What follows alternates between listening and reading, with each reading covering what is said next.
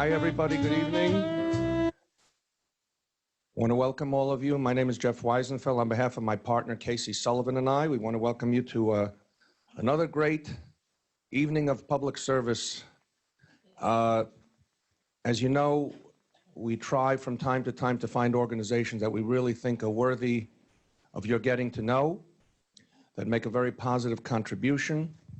And you know, there's so much out there today that's distracting, challenging, frankly very upsetting. So it's good to get a little bit of good news for a while, and that's what this evening is about. You're going to hear about this institution, Jordan River Village. It's a camp that services children with serious ailments, brings them together, gives them the same kind of happiness that other kids get and take for granted at camps throughout the world. This is part of an enterprise and a network that was founded by the late actor Clea Newman. And we're very privileged tonight to have one of his very great progenies, and Joanne Woodward's, Clea Newman, his daughter. And we also have a great journalist, someone that even my mother, who is to the right of me, 90-year-old Holocaust survivor, always loved Martin Fletcher. You know, when you listen to Richard Engel today on NBC, you say, where's Martin Fletcher when you need him? Because one thing about Martin Fletcher, he was always fair. A journalist has to be fair, and that's the way it once was, generally speaking. And he's just a great person. I've met him in the past. We had him out in West Hampton a couple of years ago. And it's great to have Martin Fletcher. And besides, you know, we Americans are suckers for British accents, so you get away easy. And we'll hear from him. We'll get a little bit of an overview of his book. And you've been gifted tonight on your way out. There will be another reception after this program. You'll be gifted a copy of Martin Fletcher's latest book, which he will discuss tonight in the context of the current political situation. Many of you, if you're not aware of the political situation in Israel, it's perhaps best summarized just last week by President Trump when he said, you know, I love Israel, it's a great country. They keep having elections and nobody wins. That about sums it up. I want to thank Claude Bernstein, who happens to be the son of our founder of Sanford Bernstein, Zalman Bernstein, who brought us two wonderful guests. First, Clea Newman, a very charitable woman. We're going to hear from her. She's going to tell us why she cares about Jordan River Village so much. And then we're going to hear from Martin Fletcher. And then we'll take questions for both of them from all of you. So please join us, Clea, Martin. And I believe your mic should be on. Please. What's it like being, well, I'll answer that first, so that's pretty easy. You know, to be honest, I was really lucky. I grew up in a really normal family. I mean, we spent as little time as we could in LA. Nothing against LA, but that wasn't where we really grew up. I mean, we went there when my parents worked, and when they weren't working, we immediately came back to Connecticut and lived a normal life and ran outside and got dirty. And so I was very lucky. I had a very kind of easygoing childhood, and they were great parents. I mean, honestly, they really were. I was very lucky. By the time I came around, my parents were a little older, so I think my siblings would say that I was the most spoiled, and I got probably the best of the best, because by the time I came around, they were, you know, they had had a lot of children, so they, you know, what do they say? You know, you spoil the first pancake or whatever. No, I'm kidding. No, I mean, but by the time I came around, I was, you know, they had raised a lot of children, so, you know, nothing upset them or worried them, so they were all very relaxed, and it was, anyway. Regarding Jordan River Village, I mean, it was really a dream come true for my dad. I mean, I'll take a step back. Initially, Dad really wanted to do something really special. He had started the crazy food company, Newman's Own, and it was very successful. It was raising a lot of money. He was giving a lot of money away to different charities. And he really wanted to take on a big issue. And he wanted it to have something to do with children, but he wasn't sure exactly what. And a very close friend of ours was diagnosed with cancer. He was, you know, in his mid-60s. He was a close friend of my parents, and he was treated in the local hospital. And in those days, of course, there were no pediatric wings. And so my parents would go and visit. I mean, we went as well, but my parents went all the time. And they would walk down the hallway, and there would be a little 3-year-old with leukemia right next to, you know, somebody with prostate cancer, and then their friend or whatever. So there were all these very small children along the hallway, and basically, you know, the parents would come out and talk to my parents about how just heart-wrenching it was for them having a child that was literally missing out on their childhood. And they were, you know, they weren't able to make any friends because they were out of school all the time, and they were just missing out on everything. And my dad, who had always loved going away to camp, he decided to put those two things together. We started our first camp in 1988 called the Hole in the Wall Gang Camp, and from there it grew and grew and grew. And he couldn't bear the thought of any child having to wait. So we kept building new camps and programs around because he couldn't bear any child having to not be able to go. And when the opportunity came for doing Jordan River Village in Israel, it was truly a dream come true for both of my parents, because Israel was so special to both of my parents after my father shot Exodus there. And my older sister, Nellie, literally was there as a baby and actually learned to walk there. So it was a really, I mean, you know, it was like a very special moment for my mom and my dad. So it was really a special area for them. And when it comes to what Jordan River Village is doing, they really are, you know, we always say that all of our programming and all of our medical staff are, you know, quote unquote, pushing the envelope, because we're getting so good at what we do, serving these kids, that we are able to really provide services for these children who are really nobody else can serve. And in the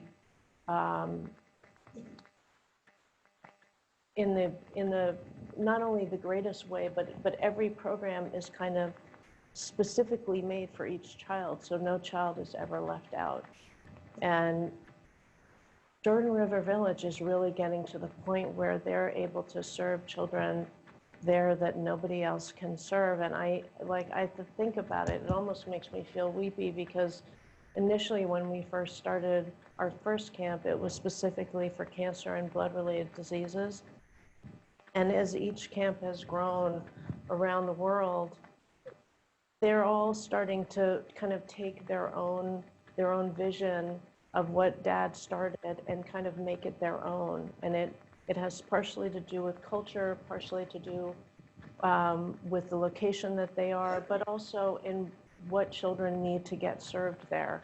And I think, you know, as I look, you know, as I travel around the world speaking, you know, at all different events and such, what amazes me is that we now serve, you know, we're serving 160,000 children and their families a year globally, 50 different illnesses from children from 50 different countries, all free of charge. And it's not just their children, it's not just the children, it's their families. And, you know, between the volunteers and the medical staff and the program staff, just the trickle out to how many people it touches, it always surprises me. I can't tell you how many times I get on a plane and I'll be sitting next to somebody and they'll say, "So what do you do?" And I'll say, well, I have the greatest job in the world. I'm the ambassador for SeriousFun Children's Network. And it's a network of camps and programs globally for seriously ill children, all free of charge, yada, yada. I go on and on and on. And they look at me and they say, you know what? My niece went to your program in wherever, or I had a friend who volunteered as a counselor, or my sister's a doctor and they worked at the camp. I mean, almost every single time I talk to anybody, somebody they know has been touched by our program. So, you know, Dad would be proud. Anyway, and what I should have said more than anything is thank you so much for coming.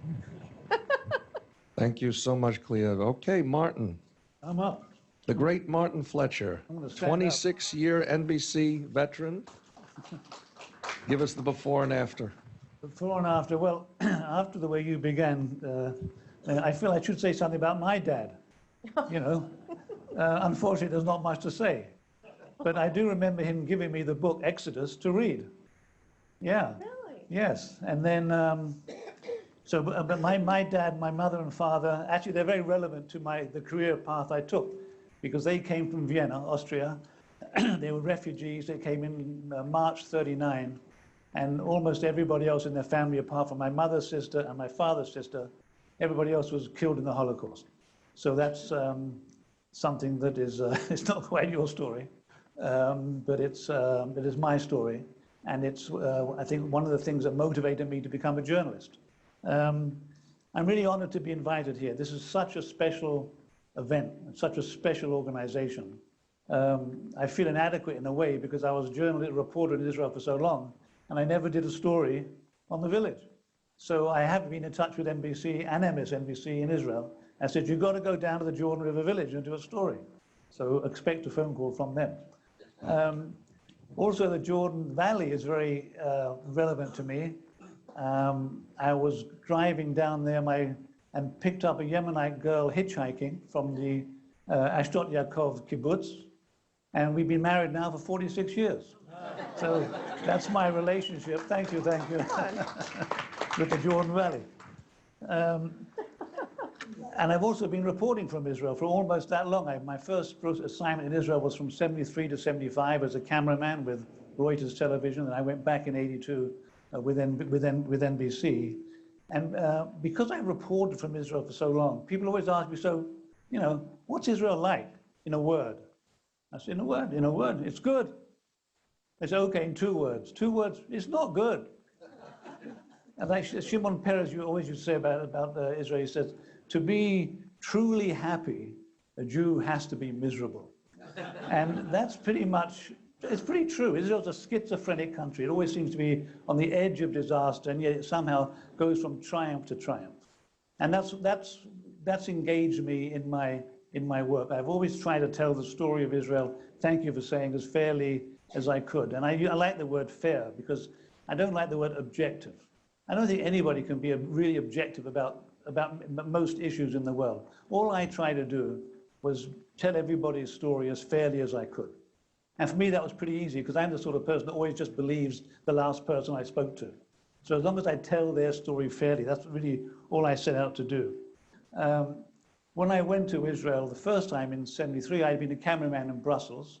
And Reuters said to me, go to Israel to be our cameraman there. I thought, great, Israel, sunny, the sea, beautiful women. So I went for a quiet assignment. I arrived in Israel for my quiet assignment on the 1st of October, 1973. The next week, I found myself in the Golan Heights for a week covering the war there, the first thing I knew about war. The next week after that, I went down to Sinai, crossed the canal with Arik Sharon, the day after his famous crossing. And I had an army spokesman who was with me the whole time, whose name was Chaim Topol. He was my army spokesman's guide in the Yom Kippur War in 1973. Yeah, Chaim Topol. He was quite funny, but he kept trying to point me in this direction, not that direction. That kept me pretty busy. Israel, the war only lasted a few weeks, but the shooting war in the Golan continued. There were the peace talks in kilometer 101 between Israel and Egypt. And after about 10 months of that, I took a rest in Cyprus. I went on holiday to Cyprus. 2 days later, the Turks invaded Cyprus. So then when Israel, in NBC, I finally joined NBC, and they said to me at a certain point, you go to Israel as our correspondent. And I went there. A week later, Israel invaded southern Lebanon to fight the PLO. So that was the story of my budding career as a war correspondent. My mother was very concerned, as you can imagine, about my career. And she said, Martin, you know, you got to stop doing this. And I said, you don't have to worry, Mum, because every time I go to the work, I wear a flak jacket and a helmet.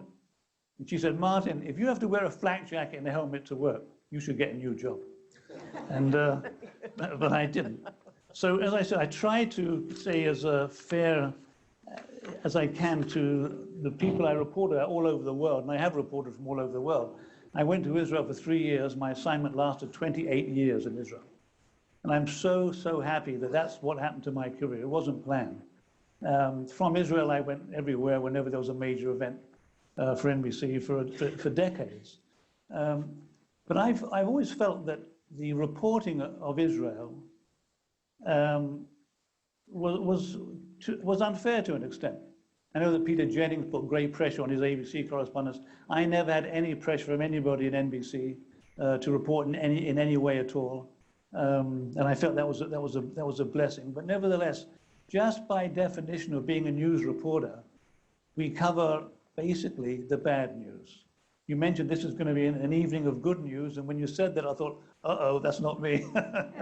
I basically covered bad news all around the world, from wars to all kinds of catastrophe, famines.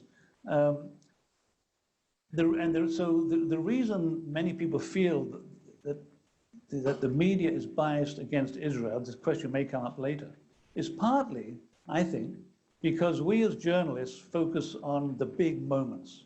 And the big moments for countries outside America are, what are they? It's not going to be, oh, the great development in Israeli agriculture. It's going to be a war. It's going to be a bomb. It's going to be a suicide bombing. So we basically, as journalists, report on what I always call, if you imagine history as a sentence, we cover the exclamation points at the end of the sentence. Whenever there's a major moment, that's when you suddenly see Fletcher popping up from around the world. And so by definition, people see that, and the coverage they see of Israel are these big moments. During the suicide bombing campaign, for instance, there were two actually, in the 90s and the early noughts, there were 120 suicide bombing attacks against Israel. 120 suicide bombs. And I was at the scene of at least 100 of those bombs. Every one I was there. It was horrific stuff. And then, of course, people would say, oh, my God, is it safe to visit Israel? I keep getting these phone calls. I say, of course it's safe. You just got to know when to come. And so people are, so I still, anybody wants to go to Israel, I'm the guy to call. I'll tell you when it's a good time to go. So because I felt that Israel was unfairly covered by people like me, not because we're biased, but because the media itself has a kind of bias in it naturally. A couple of English guys, I forget their names now, wrote a book called News from Nowhere. They wrote this book about 40, 50 years ago, and they liken news coverage to the light from a lighthouse. The lighthouse beam follows the news. So a place can be in complete darkness, there's no news coverage of it at all, something major happens, suddenly the entire world's press is focused on that one place. It's lit up. Every aspect is analyzed. Then something happens somewhere else, and that light beam moves away, and leaving that place in darkness. And that's what we do. And that's one of the reasons I wanted to write books about some of them, not all of them, but some of them about Israel. My first book was about my career. My second book was called Walking Israel. That's the one that won the National Jewish Book Award here in America. I walked from Lebanon, along the coast of Israel, from Lebanon down south to Gaza, all the way down the coast, which, by the way, is only 110 miles long. I think that's like from here to where my new place in Litchfield, Connecticut. I mean, it's incredible. That is the entire size of the coast of Israel, 110 miles. So the book was called, and I wanted to write about the real Israel, the Israel that journalists report on for the most part, I feel is sort of a north-south line, the green line, the occupation on the other side of the border. And that's the north-south line that people focus on. What happens to the left, to the east of that line. The settlements, the occupation, the fighting, the wars, the West Bank, the bombings. But there's another Israel. And I thought, oh, if I walk down a different north-south line, the coast of Israel, and then look left, look east, what do I see? An entirely different country that gets reported on by people like me in the media. 70% of Israelis live in the plains of Israel, the central plains, along that area. So that's what I did. I walked along the coast. It took me about 2 weeks. It's such a short area. Then I spent about a year researching issues relating to what I'd seen. And by the way, the title, Walking Israel, I think is an awful title. The publishers, when you write a book, take over control of the cover and the title. And I hated that title, Walking Israel. I think it's banal and bland.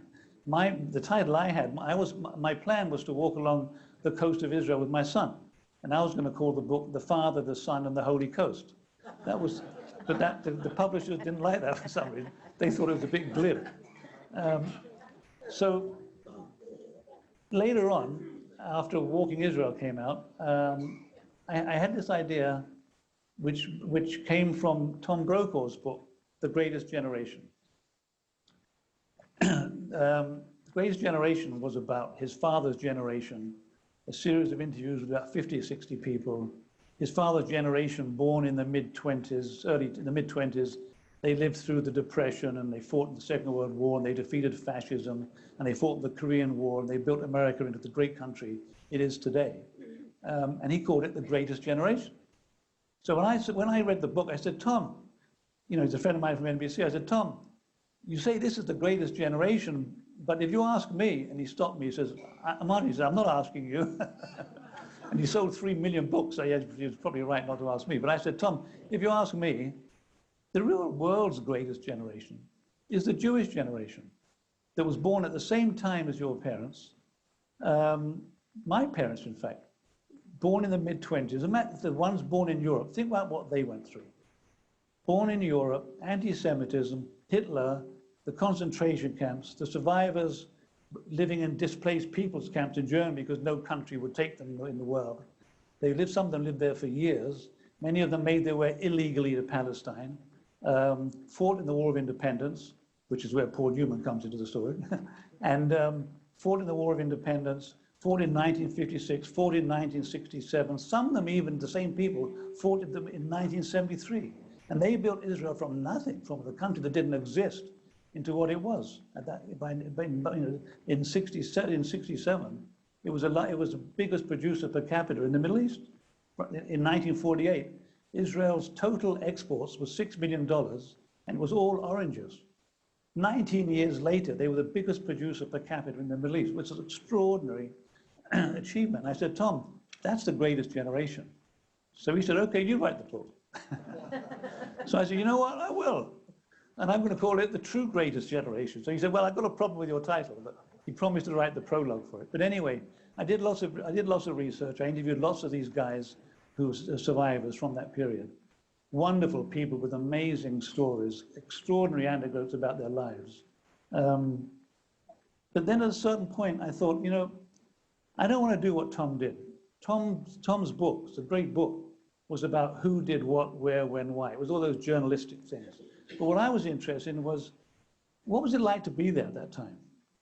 Who were the people that did it, and what was it like to be them with all their experiences? So I've always thought, the real truth lies in fiction. After spending a career reporting the facts, I always felt that I was missing that one thing. What was it like to be that person? And so my facts, the interviews, turned to fiction. So I began, okay, I'm going to write this book called The Promised Land, which, by the way, I think is a terrible title, and my publisher chose that too. But the book itself, what I wanted to do was not glorify Israel.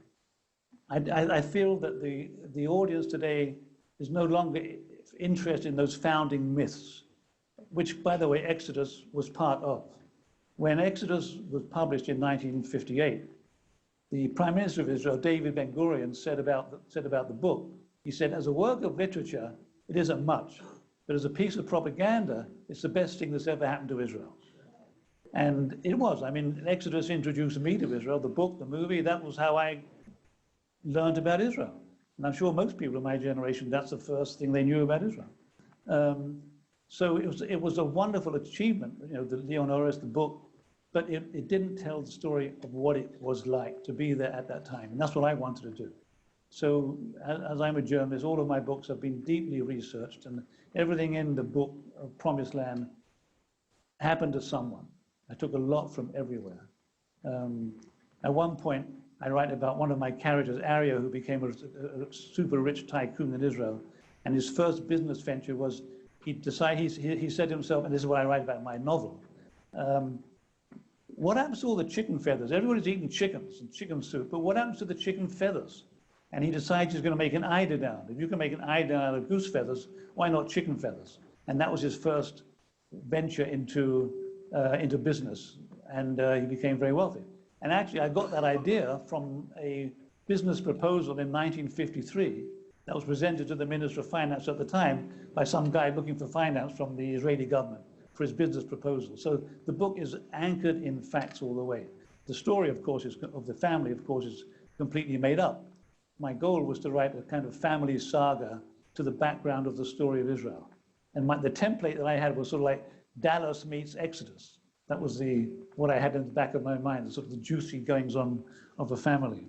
A lot of the reviews compared it to Exodus, which I think, you know, my book pales in comparison to Exodus, but I hope it has the same success, but we'll see. The book is about two brothers from Germany who get separated by the Holocaust. One is lucky enough to be sent to America, and the other is sent to the concentration camps and survives in his own way.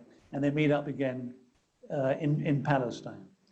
And what I wanted to do in the book, through the two brothers, was tell the story of Israel with all of Israel's problems, the Ashkenazi, Sephardic, the East-West problems, the secular, the Orthodox, the Arabs, the Jews, all the different issues, the gigantic issues that face Israel in the early years, most of them which still face Israel today. But I wanted to tell the story of what I consider the greatest generation. So my two main protagonists came from Germany, met up in Palestine, fall in love with the same girl who's a Jewish Egyptian, an Egyptian Jewess from Cairo. And the book is about the love, hate, rivalry of the two brothers and this woman through the next 20 years. And so I wanted to tell the story of how Israel was built and what it was like to do that. So one brother, Arya, becomes a businessman. Peter, who went to America, goes back to, in 37, in 44, goes back to Europe as a soldier for the American army. Because he speaks German, he goes into intelligence, joins the OSS, the precursor of the CIA, and then finds his way to Israel and joins the precursor of Mossad, where the two brothers meet. So one brother is building Israel. Arya is a constructor. He builds schools. I mean, what was Israel in 1948? What was there? I was. Yeah, there you go. Really, you don't look it. I'm sure that's not true. Who else was there? So, kol hakavod. So, what was it like then to be born there? What was it like for your parents? It was a struggle. It wasn't easy. It wasn't wonderful. It wasn't glorious. It was a hard slog day by day. But they knew what they were doing. They were there to achieve something. Many of them were there they had nowhere else to go. There were three kinds of Jews at that time in Israel. There were the Holocaust survivors, about a few 100,000 who made it there from Europe. There were the Jews who came from the Arab countries, who were thrown out of the Arab countries, about 800,000. And they were the Jews who lived in Israel already, like my wife's family, who've been there for generations. My wife's grandfather founded Israel's second kibbutz, was one of the founders of Israel's second kibbutz, Ashdod Yaakov, in the Jordan Valley. He actually was an agronome, and he came to America, a Russian guy, and he introduced to Israel avocados and pecan nuts, thanks to Saba Yaakov on Ashdod Yaakov. So I interviewed him for the book. Extraordinary character. I don't want to go on too long because I wouldn't want to leave some time for questions. But as an author, if I may just say, I didn't plan the book. I thought I didn't need to, because the story of Israel was there. I was just going to follow the story of the first 20 years of Israel. But I didn't know what the story of the family. What would the family do? Who'd get the girl? You know, what would happen in their lives? So I didn't know how to plan that. So I just let it evolve in my writing. And that was a wonderful experience. And all authors talk about that moment, if it ever happens to them, where the characters take over the story of the book. And that happened to me. I would go to work in the morning. I started work at 5 in the morning. I didn't know what was going to happen that day. And it was just very interesting to me. And at one point, something terrible happened in my book. And I was devastated, and I was almost sobbing. I called my wife. I said, "You won't believe what just happened in the book." She said, "What?" And I told her, and she said, "I can't stand this. It's killing me." She said, "Well, you're the writer. Change it." but I couldn't, because the whole dynamic of this story and ended in this event. I don't want to give away what it was. Anyway, so that was a great moment, and I just want to finish by saying that the reason I wrote Promised Land, which, by the way, is the first in a trilogy, covers the first 20 years of Israel's history, and I'm going to follow the same family. Book 2 will be from 67 to 94, and the third one will be from 94 till whenever I finish it, probably 2033, I don't know. But what I want from the book is for people to understand what it was like then and what it will be like in the sequels, to be an Israeli living in those circumstances of constant challenge, constant overcoming the challenges, and what a wonderful country it is. That's really that's what I want from the book. And really all I want to say now would be, you're doing a fantastic job helping these kids. Thank you. Oh, thank you. We're approaching end of year giving. Certainly this is an institution that you should think about this year. So now we'll open the floor for Clea and for Martin for your questions. In how many countries do you have camps? So we have 9 in the U.S., we have 5 in Europe, we have 1 in Israel, 1 in Japan, and then we do what we call our partner programs, where we partner with other NGOs on the ground in Africa, India, and the Caribbean for children with HIV. We're actually expanding those two to actually serve children with cancer as well. In the U.S., so we have one in Connecticut, we have 1 in upper state New York, near Saratoga, we have 1 in Florida, we have 1 in North Carolina, 1 in one outside of Seattle, Washington, 1 in Michigan, I know I'm forgetting, 1 in California, and Colorado, thank you. Well, what's neat actually about all of our different camps and programs is that each of them were founded by champions who wanted to continue my father's vision. So between the different cultures and the different states, all of the camps look very different. All of them kind of feel very different in the architecture and all that. And in some cases, the children they serve. But what is always the same is the medical presence, the excellence in program and the medical presence, the extraordinary service that the volunteers do, and the outlook of the program, which is always just complete and total inclusion. So, you know, every child is included, every program is customized for every child. And it's truly an extraordinary place. One time I was getting interviewed, and the interviewer asked me, and they said, "Well, how do you feel ultimately about camp?" And my feeling was that every place in the planet should feel like that for every child. I mean, the love and the support. I mean, every child should have that. It's heart-wrenching to have children not receive that kind of love and attention and support, and also be surrounded by other kids who understand what they're going through. The global name of the organization, please. Well, that is. Just pop up by themselves. Well, that is kind of the most complex part about who we are, because each camp was created by a different champion. they all named them different things. And ultimately what we should have stressed was, call them all hole-in-the-wall gang camp or something like that. But that just didn't work. Sometimes it didn't translate, sometimes it didn't fit in their culture properly, et cetera. So everybody named them different things. So now we've created the network, which is SeriousFun Children's Network.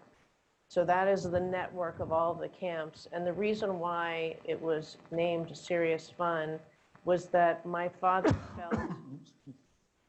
Excuse me. No. You're all right. The reason why it was named SeriousFun is that my father always said that the camps were serious fun to him. Serious for us putting them on, and just pure fun for the children. So that's how the name came about. How are the children selected? There are thousands of children with chronic illness and disabilities. So in any particular area, so how does one select those who are acceptable to go to the camp? Well, that's a process. We actually have people who are dedicated in the medical staff that actually help. They work with all the hospitals in the nearby areas around. It's also word of mouth. Although I will say that almost every camper that I've met recently, because there are so many programs globally, that actually the doctor will speak, or the nurse will actually speak to the parent or the child and say, this might be a really special place for you to go.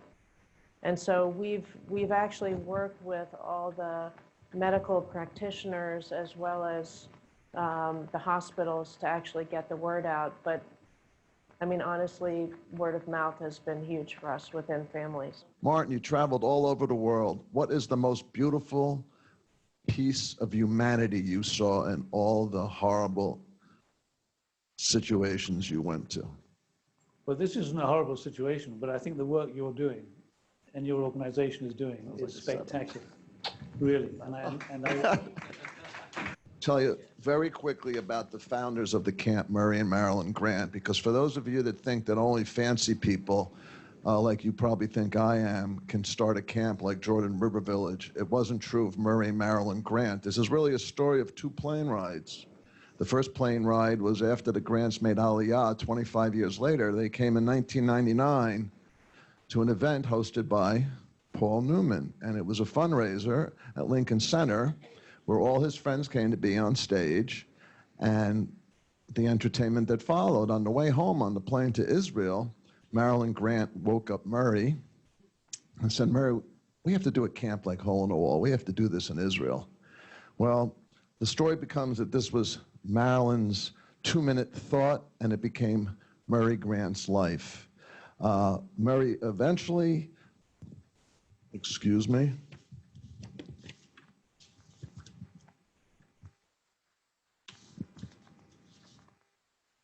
all right, I skipped too many pages, sorry about that. So over the next 10 years, Murray connected with Paul Newman, courted Chaim Topol and Shimon Peres, built a board on both sides of the ocean, raised $30 million, found local hospitals and doctors to partner with the village. And during that time, Murray and Marilyn moved back to the United States. The camp was finally opened in 2011. This was 12 years after the dream on the first flight. It turns out that 800 people turned out to the ribbon cutting. Shimon Peres couldn't make the trip because he was receiving from President Obama the same day, it turns out, an award. President Obama, Murray Grant. Well, Shimon Peres was videoed in. 800 people were at the opening of the camp, of the village, excuse me. And Murray was absolutely beaming from this experience. The next day, Murray and Marilyn boarded the plane on the way home back to the United States, and Murray passed away in Marilyn's arms. So that's why I call this the story of 2 plane rides. But Murray saw his dream come true, and since then, we've hosted over 10,000 kids. Every year, we have 40 to 50 sessions with up between 25 and 28 different diseases.